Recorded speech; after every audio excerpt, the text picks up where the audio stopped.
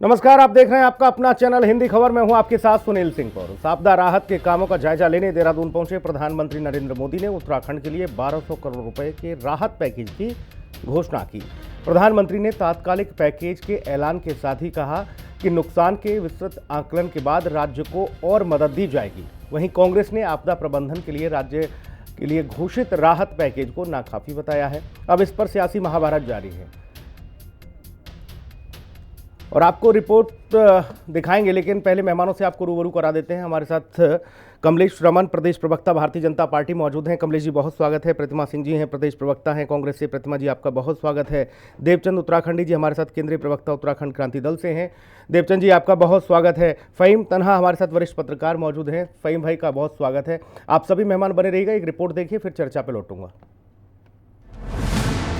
उत्तराखंड को 1200 करोड़ रुपए दे गए पीएम मोदी। आपदा प्रबंधन के लिए नाकाफी, कांग्रेस बोली। हरीश रावत बोले आपदा प्रभावितों में निराशा। बीजेपी ने पूर्व सीएम पर किया जवाबी हमला। आपदा की मार से जूझते उत्तराखंड में राहत कार्यों का जायजा लेने देहरादून पहुंचे प्रधानमंत्री नरेंद्र मोदी ने आपदा पीड़ितों से मुलाकात कर उनकी समस्याएं जानी। राहत बचाव में लगे जवानों से बात कर उनके सामने आ रही चुनौतियों को समझा। इसके बाद प्रधानमंत्री ने राज्यपाल और सीएम पुष्कर सिंह धामी के साथ हाई लेवल बैठक की। बैठक के दौरान अलग अलग क्षेत्रों में आपदा से हुए नुकसान के साथ ही पीएम ने राहत और बचाव के कामों की ताजा स्थिति की जानकारी ली। साथ ही भविष्य की चुनौतियों पर चर्चा की। बैठक के दौरान प्रधानमंत्री ने उत्तराखंड के लिए 1200 करोड़ रुपए के तात्कालिक राहत पैकेज का ऐलान किया। पीएम ने कहा कि इसके साथ ही केंद्रीय टीमों की ओर से किए जा रहे नुकसान के विस्तृत आकलन के आधार पर राज्य को अतिरिक्त सहायता राशि भी दी जाएगी। उत्तराखंड को 1200 करोड़ रुपए का तात्कालिक राहत पैकेज, मृतकों के परिजनों को 2 लाख रुपए, घायलों को 50,000 रुपए की मदद। आपदा में अनाथ बच्चों को पीएम केयर्स फॉर चिल्ड्रन से मदद। पीएम आवास योजना के तहत क्षतिग्रस्त घरों के पुनर्निर्माण के लिए परियोजना। सड़कों, स्कूलों और ढांचागत पुनर्निर्माण के लिए केंद्र से मिलेगा सहयोग। केंद्रीय टीमों की नुकसान के आकलन की रिपोर्ट के बाद दी जाएगी और मदद।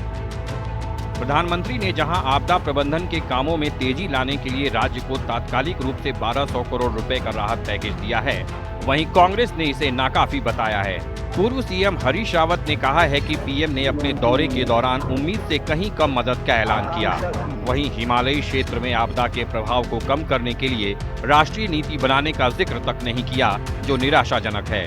हरीश रावत के बयान पर बीजेपी ने पलटवार करते हुए कहा है कि हरीश रावत ने तो खुद सरकार चलाई है, वो बताएं कि 2013 की आपदा में उन्हें केंद्र सरकार से कितनी मदद मिली थी। राज्य निराश है और आपदा पीड़ित भी निराश हैं और हिमालय के शुभचिंतक भी निराश हैं, क्योंकि प्रधानमंत्री जी ने धनराशि तो कम दी ही दी, हमको भी, हिमाचल को भी, और साथ साथ जो है उन्होंने एक किसी राष्ट्रीय रणनीति की बात, कैसे जलवायु परिवर्तन और उसके दुष्प्रभाव से लड़ा जाएगा, उस पर कोई बात नहीं कही। आपदा के मानकों को बदलने पर कोई बात नहीं कही। जो आपदा पीड़ितों के बगीचे चौपट हुए हैं, कर्ज से डूबे पड़े हैं, होम स्टे आदि बर्बाद हो गए, उनके कर्ज माफी के विषय में कुछ नहीं कहा। जो 1200 करोड़ रुपया दिया गया है, ये भी प्रारंभिक रिलीफ है, क्योंकि प्रदेश सरकार ने जो आकलन भेजा है, जो क्षतिपूर्ति मांगी है, वो लगभग 5700 करोड़ रुपया का मांगा है। और ये अग्रिम राशि है जो फिलहाल फौरी तौर पर जो विकास कार्य हैं या जो लोगों को क्षतिपूर्ति होनी है उसको प्रारंभ किया जा सके। ये 1200 करोड़ अंतिम नहीं है और हरीश रावत जी ने स्वयं सरकार चलाई है, उनको भी मालूम है। और जब 2013 की जो आपदा आई थी, केदारनाथ आपदा आई थी, उनसे ही पूछ लीजिए आपको अग्रिम राशि कितनी मिली थी। आपदा की मार से जूझते उत्तराखंड में राहत कार्यों को गति देने के लिए पीएम मोदी ने फौरी तौर से 1200 करोड़ रुपए की मदद का ऐलान किया है, लेकिन इस मदद को कांग्रेस ने नाकाफी बताया है। भविष्य में ऐसी आपदाओं का प्रभाव कम करने के लिए किसी राष्ट्रीय नीति की चर्चा नहीं करने पर भी कांग्रेस ने निराशा जताई है। ऐसे में पीएम की घोषणा के बाद प्रदेश सरकार के सामने आपदा प्रभावितों तक जल्द से जल्द वित्तीय मदद पहुंचाने के साथ ही पुनर्वास और पुनर्निर्माण के कामों को आगे बढ़ाने की चुनौती रहेगी, जिससे विपक्ष की निराशा का ये स्वर आपदा पीड़ित जनता के दिल में ना घर कर पाए। देहरादून से संवाददाता दीपिका भंडारी और शुभांगी भट्ट के साथ ब्यूरो रिपोर्ट, हिंदी खबर।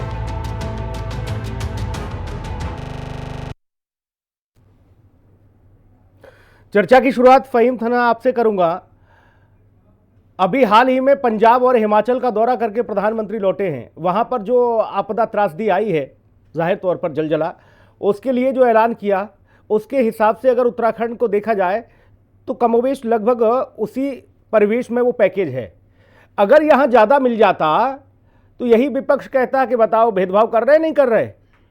यहाँ भाजपा की सरकार है इसलिए इन्होंने ज़्यादा दे दिया, वहाँ कम दे के आए हैं। आज अगर कम दिया है तो ये कह रहे हैं कि ऊंट के मुंह में जीरा डाल दिया। ये मामला समझ नहीं आया, सिर्फ विरोध के लिए विरोध है या इसमें कुछ लॉजिक भी है? फहीम तन्हा। सुनील जी, जो आपने बात कही है हिमाचल और पंजाब की, तो अगर हम वहां देखते हैं तो पंजाब सरकार ने तकरीबन 14,000 करोड़ का अपना आकलन किया है जो आपदा से हुआ है। अभी पिछले दिनों के 2-3 महीने की जो आपदा हुई है, इसका जो आकलन था, तो 14,000 करोड़ के मुकाबले जो प्रधानमंत्री ने घोषणा की है पहले, वो तकरीबन 1,600 करोड़ को, अगर उसको देखते हैं 14,000 करोड़ की उनका आकलन, और अगर हम उत्तराखंड को देखते हैं तो 5,700 करोड़ का आकलन और उसके मुकाबले 1,200 करोड़। तो देखिए कि कहीं भी कम नहीं रखा है। अगर घोषणा के हिसाब से कहें या फौरी तौर पर राहत देने की बात कहें, उसकी अगर तुलना में हम देखते हैं, ऐसे ही अगर हम देखते हैं हिमाचल प्रदेश को, तो वहां भी 5,500 करोड़ का उनका आकलन है और वहां पे भी 1,500 करोड़ रुपए प्रधानमंत्री ने दिए। तो अगर फौरी राहत देने के हिसाब से देखते हैं तो कहीं भी कमतर नहीं है उत्तराखंड। लेकिन क्योंकि विपक्ष है तो विपक्ष अपनी मांग रख रहा है, अपनी बात कह रहा है, वो विपक्ष को कुछ ना कुछ तो कहना ही है। तो फौरी तौर पर राहत देने वाली बात तो एकदम सर्वविदित है, क्योंकि प्रधानमंत्री ने खुद इस बात को कहा है कि ये भी अग्रिम राशि है, ये अंतिम तौर पर नहीं है। और जो राज्य सरकार का आकलन है 5,700 करोड़ का, इसका आकलन का अध्ययन किया जाएगा और जो आगे मदद दी जाएगी हर तरह से, चाहे वो राहत राशि के रूप में, चाहे योजनाओं के रूप में, वो भी दी जाएगी। तो अभी इसको अंतिम कह देना तो मेरे ख्याल से सही नहीं है। हाँ, लेकिन मांग के हिसाब से देखिए 5,500 करोड़ का उत्तराखंड का आकलन है नुकसान का, और ये उसके बाद भी, आकलन के बाद भी कई जगह पर नुकसान हुआ है। तो राहत राशि भी और ज्यादा की जरूरत है, और फौरी तौर पर भी अगर बढ़ी हुई मिलती तो एक बड़ी मदद होती, इससे उत्साह भी मिलता है, एक उम्मीद भी बनती है। लेकिन प्रधानमंत्री ने कहा है, तो अगर तीनों राज्य की तुलना के जो आपने प्रश्न किया था सुनील जी, वो उसके हिसाब से देखते तो उत्तराखंड कहीं कमतर नहीं आता है प्रधानमंत्री जी। प्रतिमा जी, जो बात फहीम तन्हा को समझ में आई, जो हमको भी समझ में आ रही है छोटी बुद्धि के हिसाब से हमारी, आप लोगों को नहीं समझ में आ रही ये बात। आप लोग अभी कह रहे हो कि बताओ ऊंट के मुंह में जीरा डाल दिया। अरे भाई, ये शुरुआत है, फौरी तौर पर है। आने वाले समय में आकलन होगा हर पहलू का, हर व्यवस्था का। जो हरदा भी कह रहे हैं कि बाग बगीचे वालों का क्या होगा, ये सब का आकलन होने के बाद फिर राहत पैकेज आएगा। ये मोदी भरोसा दे के गए हैं, फिर आप लोग इतना विरोधाभास क्यों है? प्रतिमा जी, देखिए, कोई विरोधाभास नहीं है सुनील जी। और इसमें विरोधाभास क्या है?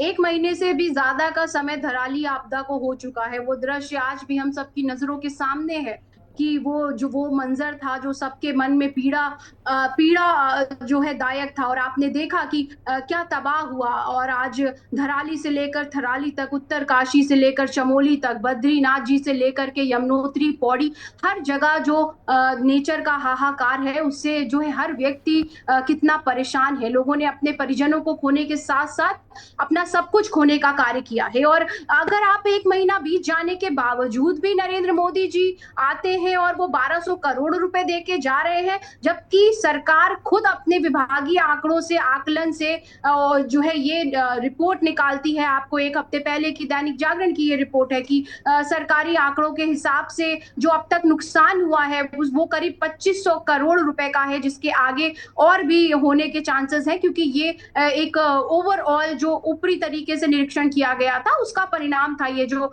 आंकड़ा सामने आया था। तो कम से कम इतना ही दे देते जिससे कि आप वो तो उस बात से तो उबर सकते थे जो आपने खोया है। और डबल इंजन की सरकार का नाम ले करके प्रदेश की जनता को गुमराह करने का कार्य भारतीय जनता पार्टी करती रही। डबल इंजन का मतलब क्या है? डबल इंजन का यही मतलब तो इन्होंने समझाया था जनता को कि केंद्र में भी हमारी सरकार है जी, और प्रदेश में भी हमारी सरकार रहेगी। हमें जरूरत पड़ने पर कोई मदद की गुंजाइश होगी तो हमें तुरंत मिल जाएगी, क्योंकि वहां दूसरी पार्टी की सरकार नहीं रहेगी, क्योंकि ये जैसा करते हैं दूसरी पार्टियों को भी वैसे ही समझते हैं। अब क्या हो गया? अचानक क्या हो गया कि आपके खुद के मुख्यमंत्री 5700 करोड़ रुपए का आपसे जो है मांगते हैं पैकेज, और उसके बाद भी आप 1200 करोड़ देके जाते हैं। यानी कि आपको अपने खुद के मुख्यमंत्री की बातों पे भरोसा नहीं। और किस निरीक्षण की बात हो रही है यहाँ पर मैं जानना चाहती हूँ, क्योंकि हफ्ता भर पहले से ही केंद्र की जो टीम है विभागवार वो जो है आ चुकी है, निरीक्षण भी कर चुकी है। 2 दिन पहले उनकी मुख्यमंत्री जी के साथ बैठक भी थी। तो क्या टीम ने निरीक्षण करके यही निकाला कि इस प्रदेश में जो पूरा आपदा हो चुका है, आपको तो इस प्रदेश को आपदाग्रस्त प्रदेश घोषित करना चाहिए, आपको तो एक अलग कैटेगरी में डाल करके इसको पैकेज देना चाहिए, लेकिन आपने ये सब नहीं किया क्योंकि यहाँ चुनाव नहीं है ना।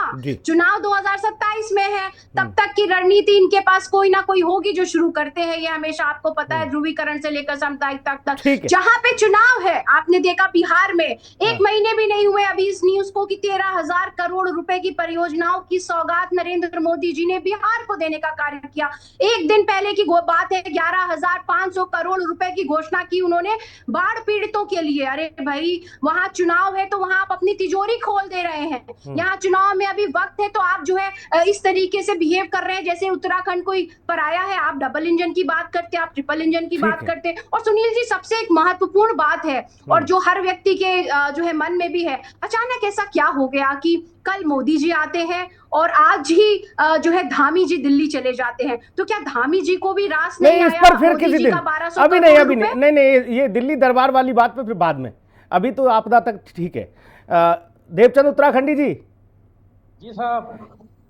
उत्तराखंड क्रांति दल भी यही मान रही है, यही क्षण है आखिरी, यही अंतिम है भाई, अब इसके बाद कुछ नहीं होना जाना, या आपको भी भरोसा है कि अभी जो मिला है वो फौरी तौर पर है, बाद में और बाकी चीजें होंगी? प्रतिमा जी ने सारा पूरा नैरेटिव चुनाव पे शिफ्ट कर दिया।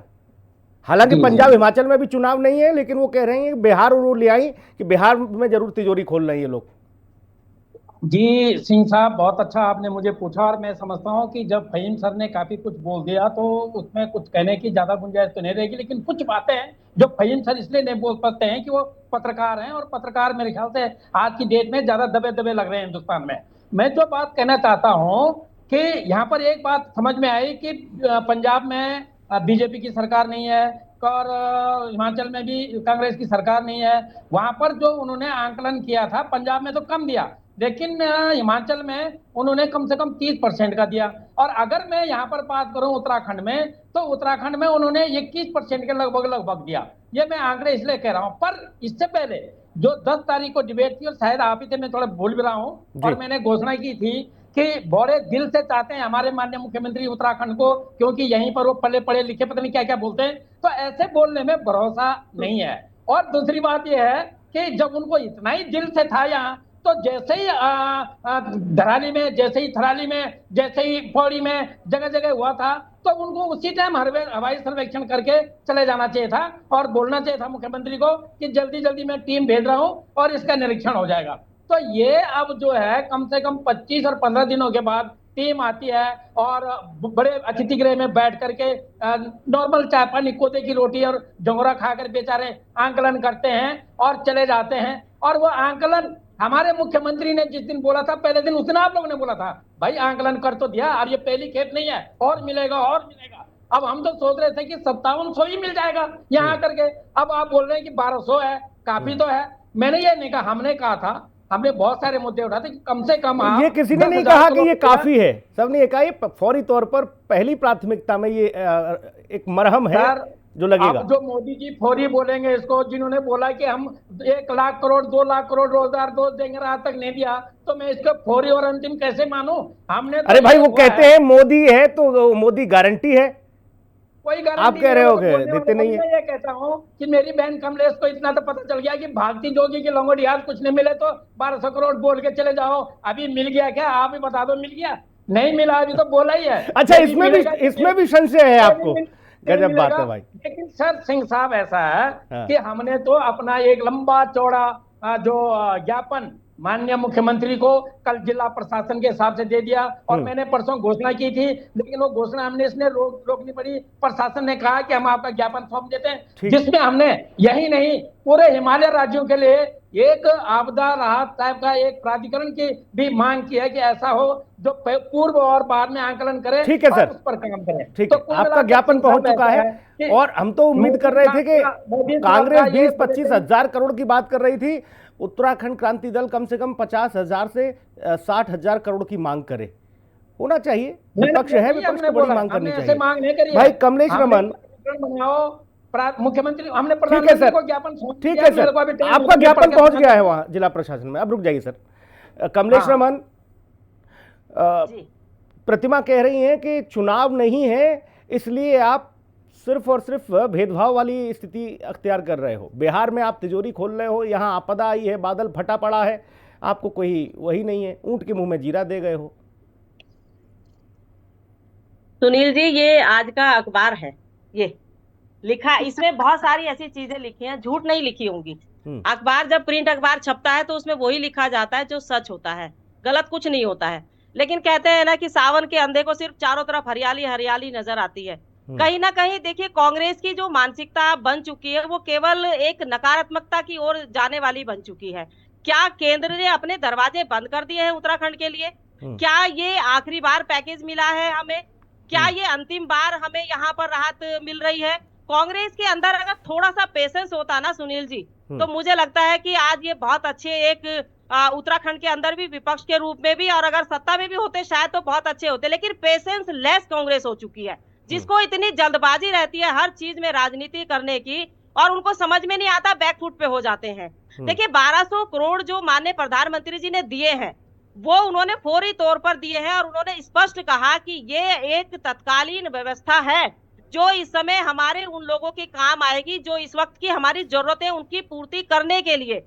रही बात जो हमारी धराली में, पौड़ी में, नैनीताल में, चमोली में, जगह जगह जहां पर भी आपदा आई है वहां का हमारी केंद्र की टीम ने आकलन किया है, और उस आकलन के हिसाब से जितनी भी हमें आवश्यकता पड़ेगी प्रधानमंत्री जी दिल खोल करके उत्तराखंड को राहत देने का काम करेंगे। पर कांग्रेस को तो अपने चश्मे से देखना है ना सुनील जी। अच्छा कमलेश रमन, ये भी बता दो, ये डबल इंजन पर ज्यादा फोकस हो रहा है कि डबल इंजन का मतलब बताओ भाई, आज समझा दो इन्हें डबल इंजन का मतलब। देखिए अगर इनके पास डबल इंजन का मतलब इन्हें समझ में होता तो शायद ये केंद्र में भी होते, राज्य में भी होते। लेकिन भारतीय जनता पार्टी केंद्र और राज्य में इसलिए है डबल इंजन क्योंकि वो समन्वय बना करके, सामंजस्य बना करके काम करते हैं। माननीय मुख्यमंत्री जब डबल इंजन जनता के लिए लाभकारी है या अपने भाजपा के लिए लाभकारी है? देखिए जनता के लिए लाभकारी है, जनता की जरूरतों के लिए लाभकारी है। जनता तो वो कह रहे हैं डबल इंजन लाभकारी रहता तो कम से कम 2500 करोड़ तो कर देना चाहिए था। जो प्रतिमा ने बात उठाई, उन्होंने कहा कि 2500 करोड़ तो दे ही जाते। देखिए मैंने कहा ना कि कांग्रेस को अगर कांग्रेस के अंदर थोड़ी सी भी संतुष्टि होती, सब्र होता, तो इनको समझ में आता कि ये क्या हुआ है। हमारी टीम ने आकलन करके अब प्रधानमंत्री जी के सामने रखा है, आपको पूरा पैकेज मिलेगा, इनको घबराने की आवश्यकता नहीं है विपक्ष को। आज मुझे बताइए ना 2013 में कितना पैकेज दिया था, कांग्रेस की सरकार थी केंद्र में, जरा बताइए 2013 में कितना दिया था और नुकसान कितना हुआ था। अभी हमारे तना भाई बता ठीक है कमलेश रमन, अब मैं इस बहस में नहीं पढ़ूंगा कि पिछले में कितना हुआ था क्या नहीं हुआ था, कुछ नई बातें आनी चाहिए। कमलेश रमन अब रुक जाओ, मैं इस बहस में नहीं जाऊंगा कि पिछले में क्या हुआ था क्या नहीं हुआ। मैं तो इतना कह रहा हूं प्रतिमा सिंह धैर्य रखें नहीं रखें, लेकिन धैर्य वो रखा हुआ है जिस पर बादल फटा है। वो लोग धैर्य रखे हुए हैं और वो इतना धैर्य रखे हुए हैं कि अब आप कल्पना नहीं कर सकते। वो किससे कहे क्या कहे वो नहीं कोई जान पा रहा है। वो धैर्य रखे हुए हैं, जिनके सपनों के आशियाने ताश के पत्ते की तरह एक झटके में बह गए, वो धैर्य रखे हुए हैं। भाई फहीम तन्हा, सुनील जी मुझे 10 सेकंड दीजिएगा। अच्छा ठीक है, जल्दी से। देखिए जनता के लिए सरकार संकल्पबद्ध है, उनको आशियाना देना है, उनके बच्चों को शिक्षा देनी है, जो अनाथ हो गए उनके बच्चों को, उनके बच्चे के लिए शिक्षा का इंतजाम करना है, आवास का इंतजाम करना है। उन्होंने कहा पीएम केयर फंड के माध्यम से हम जो अनाथ हुए बच्चे उनको शिक्षा देने का काम करेंगे, जिनके आवास ढहे हैं, जिनके जमीजोद हो गए आवास, उनको हम बनाने का काम करेंगे मुद्रा लोन के माध्यम से। तो मुझे लगता है पीएम आवास के माध्यम से जो प्रधानमंत्री हमारी आवास योजना है, आपकी बात आ गई कमलेश रमन। रुक जाइए भाई फहीम तन्हा, विपक्ष को इसलिए भी भरोसा नहीं हो पा रहा है क्योंकि जोशीमठ में जो लोग विस्थापित हुए थे अभी तक उनकी इमारतें बन के खड़ी नहीं हो पाई हैं, वो अपने घरों में शिफ्ट नहीं हो पाए हैं, इसलिए विपक्ष को भरोसा नहीं। वो कह रहे हैं कि ये मंच से कुछ कहते हैं और धरातल पर कुछ होता है। नहीं सुनील जी, बहुत देखिए, सही सवाल आपने किया है, क्योंकि जब राजनीतिक घोषणाएं होती हैं वो पूरी नहीं होती हैं या उनमें कोई कमी रहती है, तभी विपक्ष को कहने का मौका मिलता है या तभी सत्ता संस्थान के अंदर से भी चीजें उठ करके आती हैं। तो ये एक अपनी अंदेशा विपक्ष का, कांग्रेस का अपनी जगह हो सकता है, लेकिन इसके बीच में एक बहुत महत्वपूर्ण बात ये है सुनील जी, जहां तक कम पैकेज की बात है वो इसलिए भी है क्योंकि उत्तराखंड जो है वो हिमाचल और पंजाब से थोड़ा सा अलग परिस्थितियां रखता है। हिमाचल में काफी लंबे समय के बाद इस तरीके के हालात हुए हैं जैसे आज है, और पंजाब में भी, लेकिन उत्तराखंड में हर साल इस तरीके की आपदाएं आती हैं और उत्तराखंड के अपने जो आर्थिक संसाधन है वो बहुत कम है, वो बहुत सीमित है और भारत सरकार की फंडिंग पे बहुत योजनाओं को रहना पड़ता है। आप चाहे वार्षिक बजट देख लीजिए, भले ही 1 लाख करोड़ के पार कर गया है बजट, लेकिन उसका बहुत सारा हिस्सा डिपेंडेंट है वो भारत सरकार पर। और ऐसे में जब प्लानिंग होती है साल भर की सुनील जी, तो बीच बीच में जब आपदाएं आती हैं तो वो उस प्लानिंग को धराशायी कर देती हैं और पैसे की, फंड की ज्यादा जरूरत होती है। तो उस नजरिए से अगर देखते हैं तो उत्तराखंड को ज्यादा पैसे की जरूरत है, इसमें कहीं कोई दो राय नहीं है, क्योंकि जो अलग से आपदाएं आती है इसके मैनेज करने के लिए, इसकी व्यवस्थाएं करने के लिए जरूरत होती है। और कई सौ गांव ऐसे हैं जो हमारे संवेदनशील क्षेत्रों में पुनर्वास की बाट जो रहे हैं, वो जो 2013 की आपदा के बाद सूची रही थी।